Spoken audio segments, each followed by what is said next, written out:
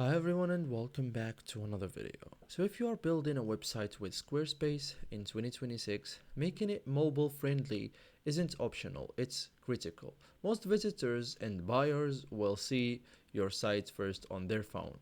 The good news, Squarespace is responsive by default. The reality, you still need to optimize it properly. In this guide, I will show you step by step how to make your Squarespace site mobile friendly in 2026 cleanly, correctly, and like a pro.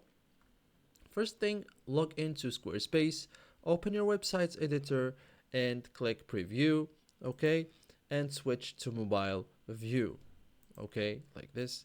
This shows how visitors see your site on the phone. Okay, so now best practice, use sections to group content. Okay, so avoid stacking too many blocks vertically. Okay, bad mobile layouts often comes from too many text blocks, overlapping images, tight spacing.